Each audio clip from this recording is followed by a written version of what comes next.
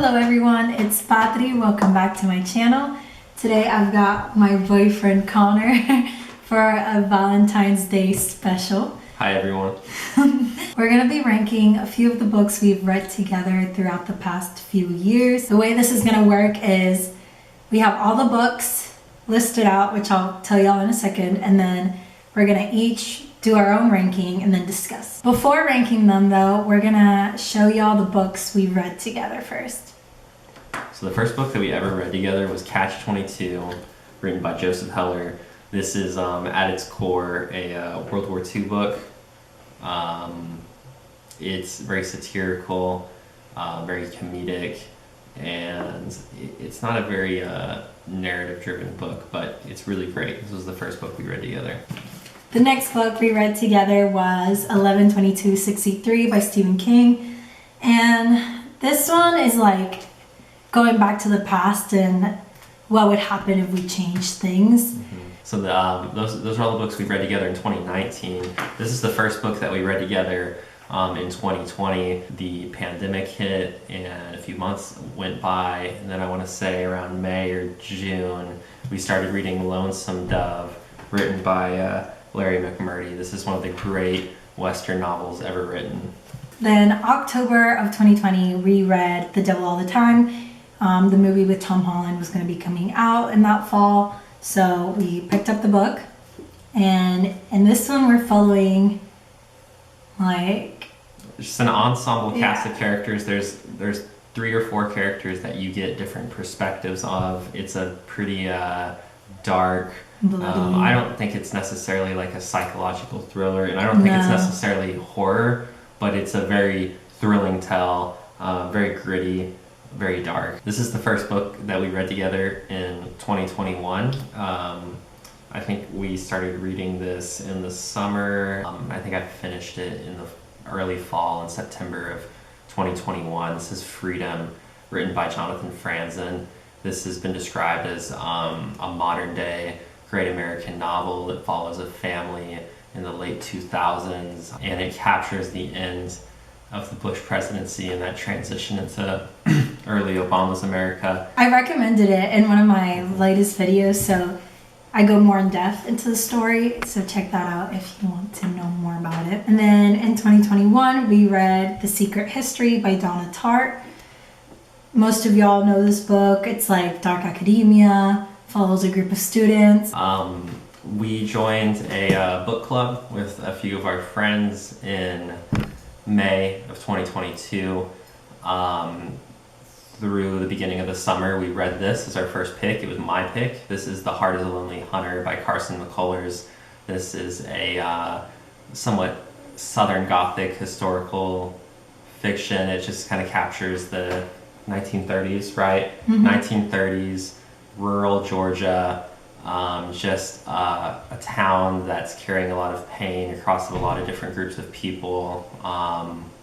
I also mentioned this one in my book recommendations video. And this book piqued my interest because I've heard a lot of people talk about it as one of the great books of the 20th century. It covers a lot of,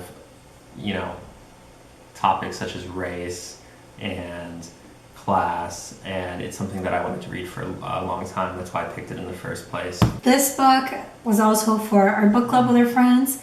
I've also talked about it in my last video, my January reads, but in this one deals with space and time, wealth, power, free will, just a couple themes of the book, and you can't really talk much about it without spoiling it. So yeah. Most recently, this past February, we've read Wiseguy by Nicholas Pileggi, I believe. We don't have a physical copy here. We both listened to it, but we're going to include it in our ranking. So in total we have 9 books. Yes. You ready to rank them? Yes. Okay, we're going to rank our books real quick.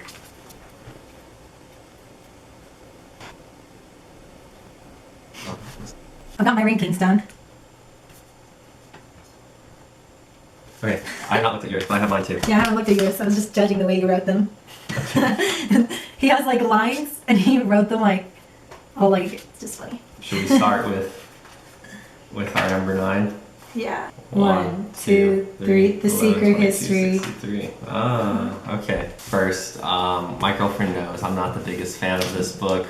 I think I love Stephen King. I read so many of his books growing up. I've probably read 20 plus Stephen King books. And a lot of what I love about Stephen King, old Stephen King, is not in 11/22/63, but it includes a lot of the things that I don't like about the way Stephen King writes nowadays. I think this book has a really good first third. I think it's just very bloated in the middle. I don't think the love story and writing love stories in general is Stephen King's biggest strength. I feel that the whole book is a setup covering a lot of things that people who are interested in history, that they know about these things already. And so you're kind of going through these things from an outsider's perspective, and it's just this big setup for a payoff that's not up to par with what I wanted from a book that's this thick. So it's not bad by any means. I know so many people love this book. I see a post on r/books on Reddit all the time, and people recommend this book more than anything to people to get them out of reading slumps. I think that this book is decent, and if it gets you out of reading slump, more power to you, but it's not, I don't think it deserves the acclaim that it gets. I think it's kind of mediocre compared to everything else in Stephen King's canon. Okay, so going off of that, I agree with everything he said, but this is actually the only Stephen King book I've read.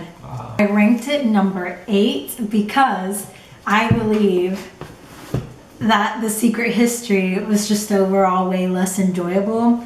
Like, at least 11/22/63 had me reading it and loving it up until the very end. Like, I think its biggest flaw is the very end, and like Connor said, it makes reading the book feel not worth it, but reading it was still enjoyable. It was just like the ending that truly ruined it, and it felt like I just said, it felt like it wasn't worth reading. However, with The Secret History, which is my number 9, my last one, I was like, why am I reading this the whole time?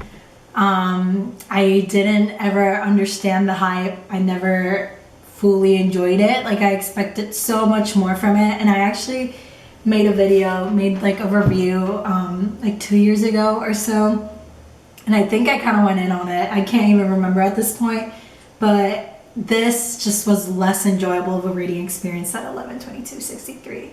The Secret History follows a group of students, and I think it tries to be very philosophical and deep. However, it just kind of failed at that. Like, I don't know, they were just like sociopaths to me, like no empathy, and it was just kind of boring. Like, I just wanted to care for the characters more, and I think I just went into this one with a lot more expectations and a lot more hype than I went into 11/22/63. Like, when we picked up 11/22/63, I had no idea what it was about, and yeah, I still read it super fast.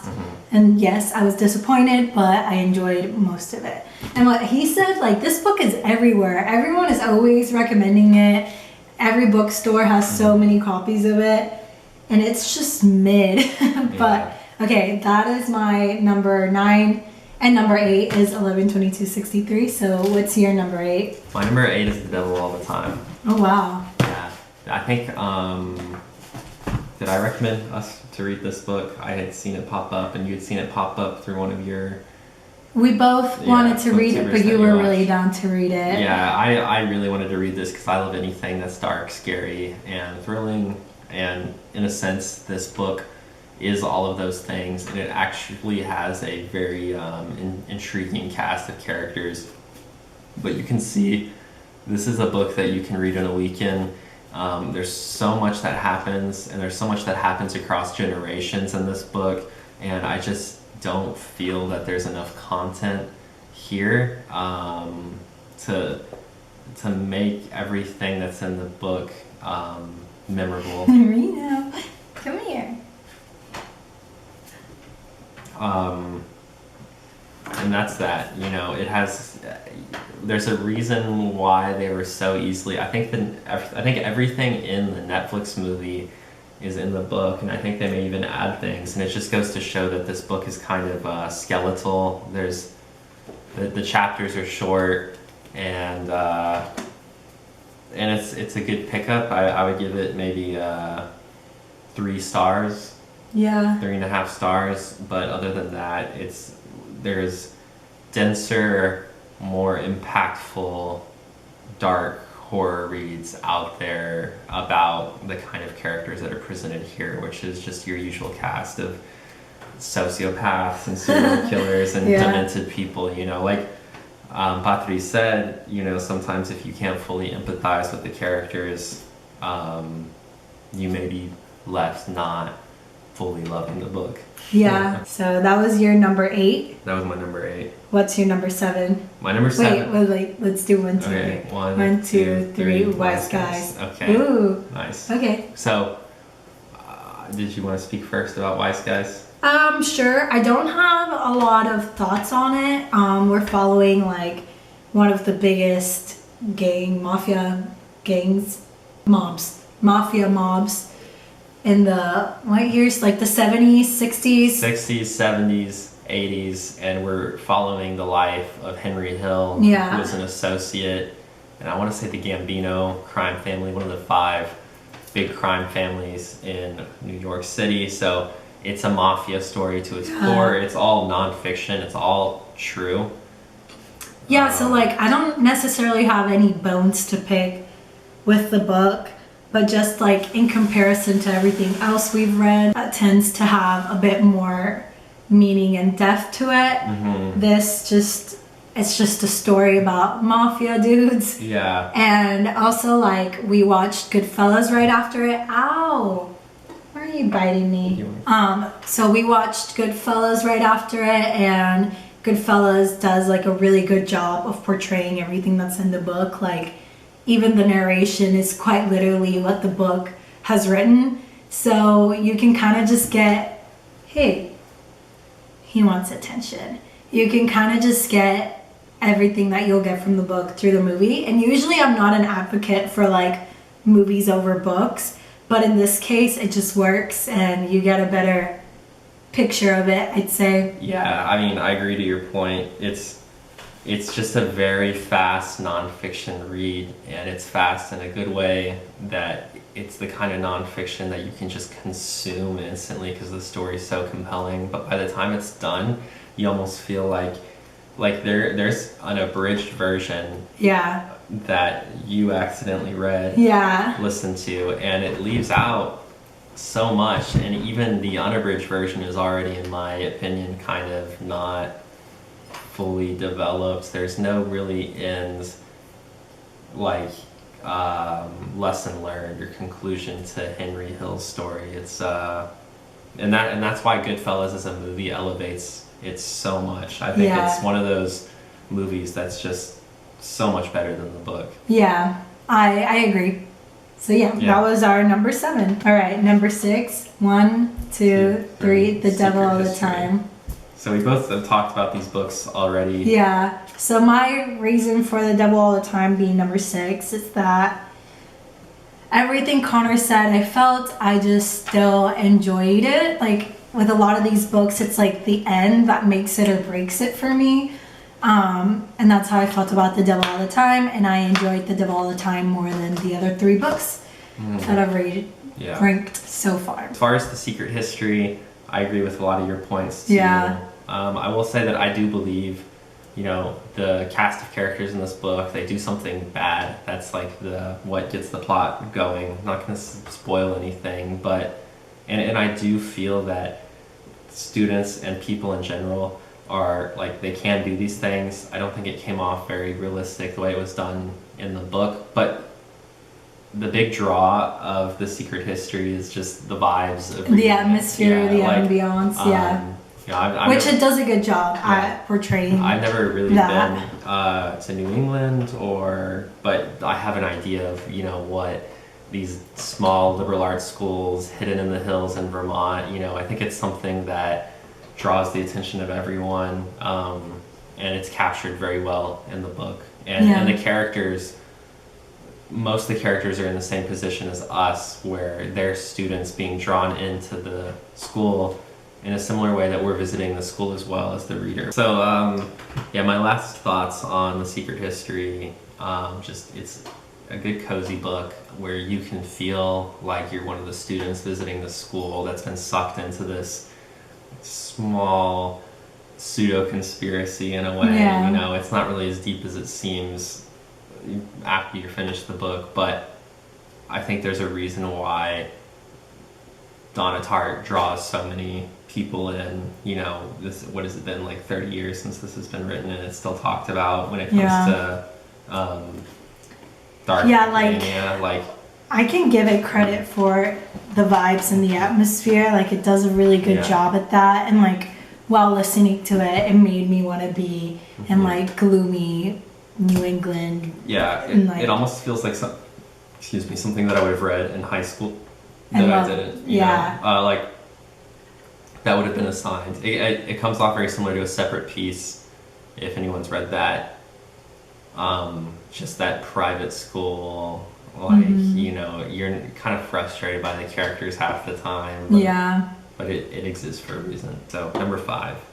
Number 5. 1, 2, 3. Catch-22. Freedom. Oh. Yeah. I feel like my top 5 can almost switch around based on the day that you ask me.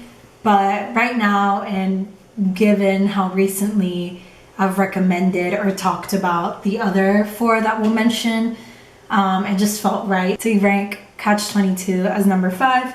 No particular reason other than what I just said. It just kind of fell in there. It was my last spot to fill out, but I loved Catch-22 when I read it. I read it so fast.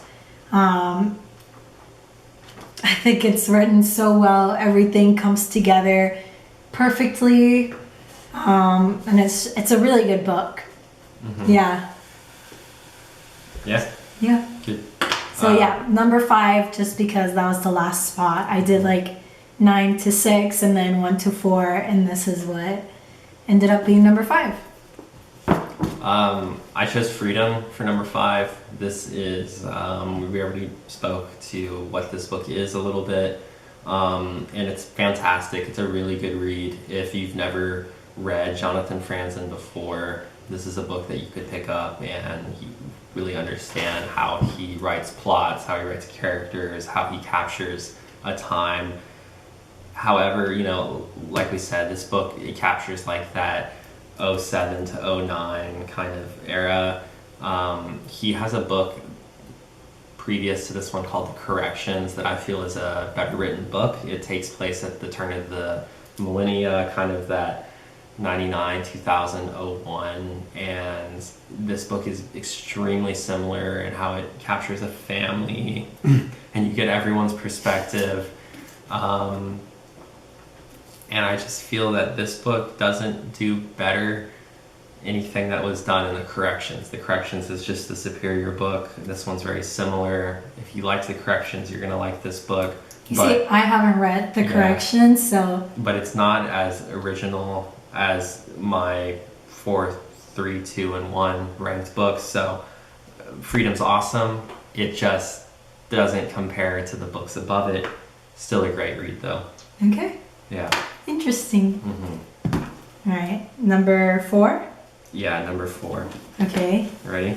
It looks like we're both eyeing the same book. Really? The Heart is a Lonely Hunter. Wait, 1, 2, 3. The Heart is a Lonely Hunter. Yeah, so I ranked The Heart is a Lonely Hunter as number 4. It's a really good book. I recently recommended it in a video. It kind of just makes sense for it to be number 4 given the other ones that I rated. Basically, it deals with like the isolation in the South for a lot of people. It deals with race, class, politics, gender, and how basically if you're not a rich white man in the 30s in the South, there's really no way for you to get out or escape your living conditions. Yeah, well put.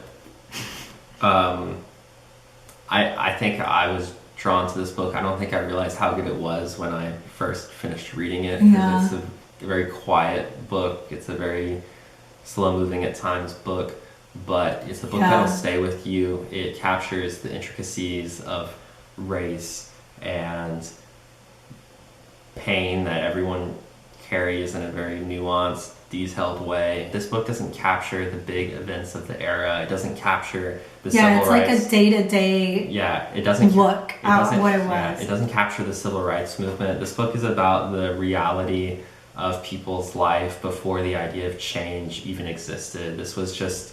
This was in the 30s. Yeah, this was the painful reality of just, like you said, day-to-day existence for everyone in Georgia, for like a long time in that area between the Civil War and the Civil Rights Movement. There's 100 years, and this is the nitty-gritty of it. Kind of, you're stuck right in the middle, and it's good. It's really great, and it'll stay with you. Mm-hmm. Number 3. 1, 2, 3. The Sirens of Titan. Okay.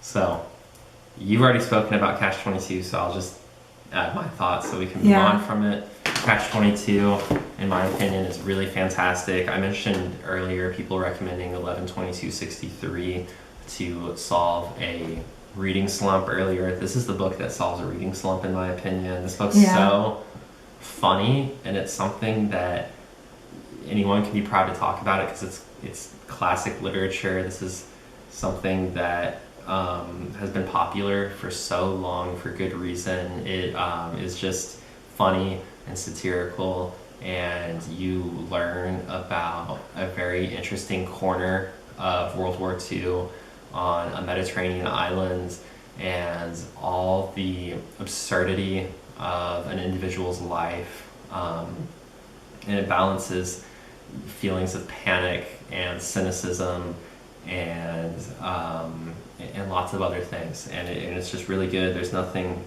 I've read quite like it since we finished it, and like you said, it's something that you can read so fast because it's just so good. It's so funny, and then just the way it's crafted, like everything just falls into place really well. It's a really good book. Similar to the previous book that we spoke about. It's not about a big event in World War II. You're not going to get to a point in the book and go, oh my gosh, it's all been building up to this. It's just day-to-day life of a soldier it's just a who has no say in what's happening to them. Like, absurdity is a big part of it. Yeah, like you just have to follow the rules. That's it, and it's great, fantastic. It's number 3 for me. And yours was Sirens of Titan. Yeah, which I would say my number 2 and Sirens of Titan are kind of tied. Like, it was hard for me to decide. Oh, here's Sirens of Titan. It was hard for me to decide if this was number 3 or 2. But yeah, I just talked about this book, like I said, in my January reads. But it's really good. I'm trying to think, like, why is it number 3? I love Kurt Vonnegut. I love his writing. I love the way he explains things. I feel like it's very digestible. Like, you understand what he's telling you. And he's also very satirical in the best way possible.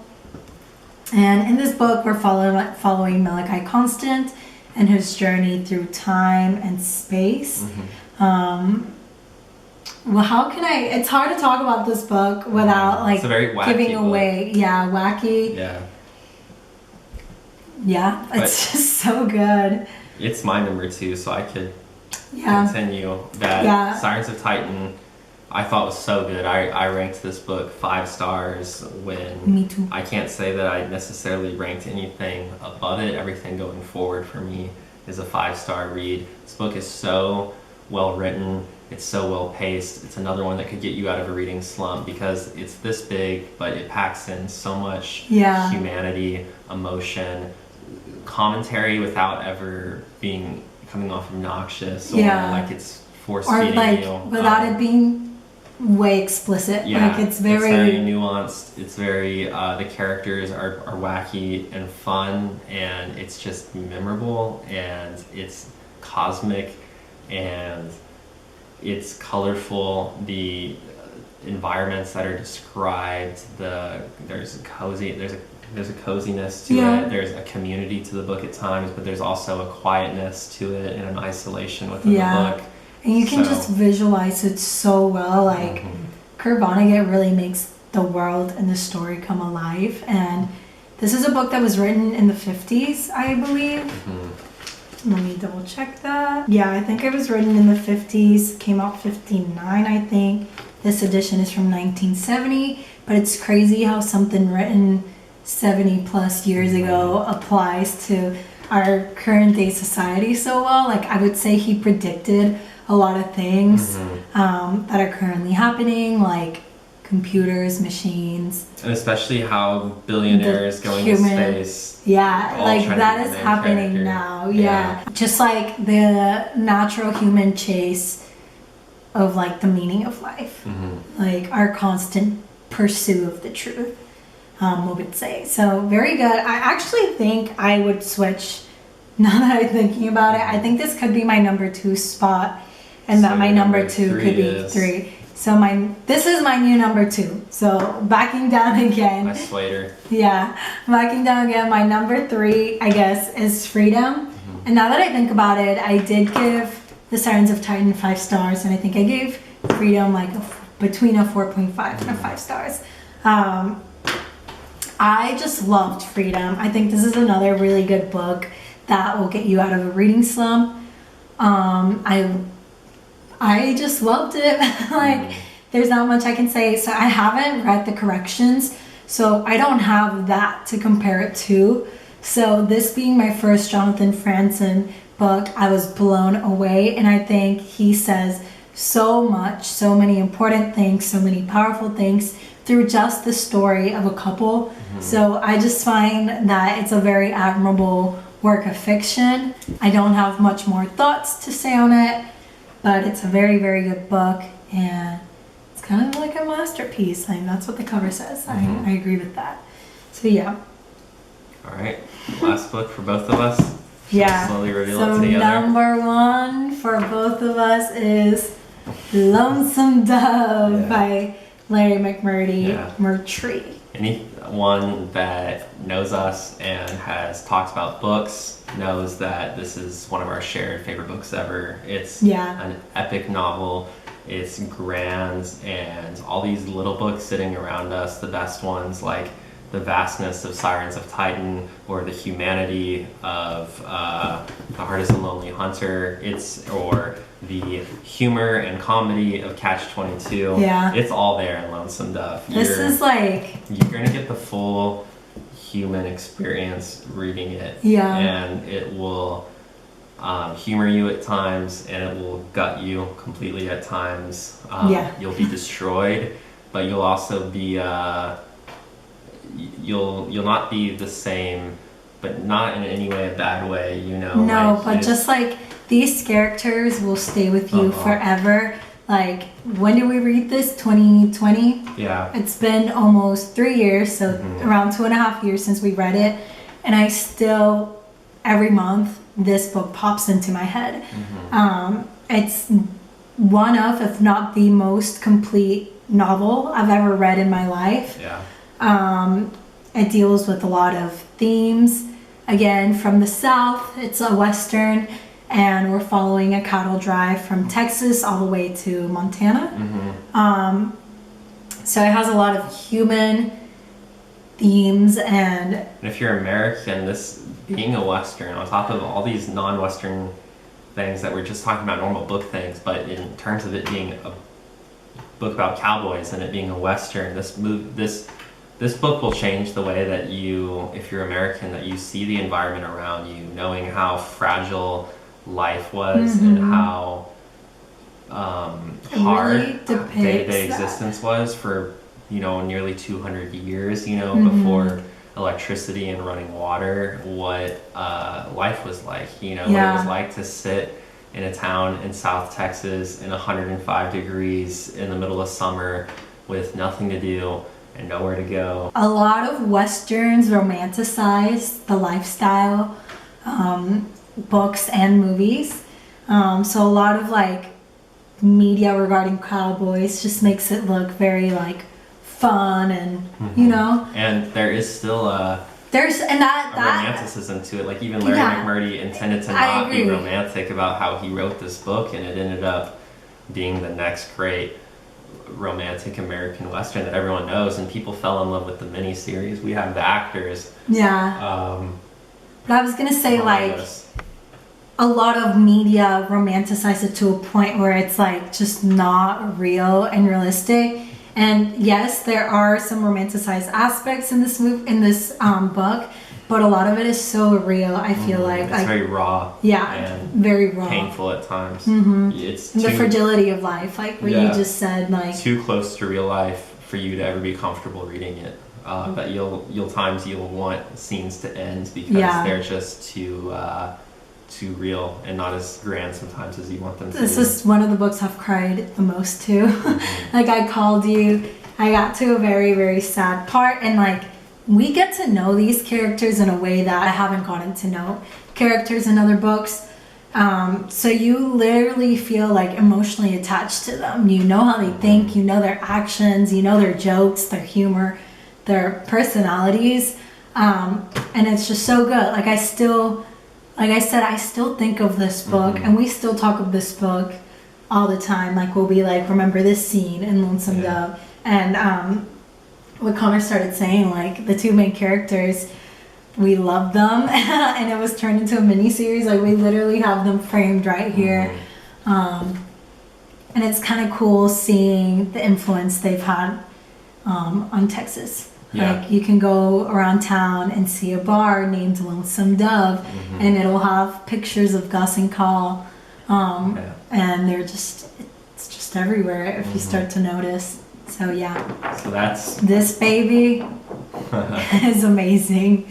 And it's also just such a pretty cover. Like I don't know if you can see, but it's got like little metallic stars on it.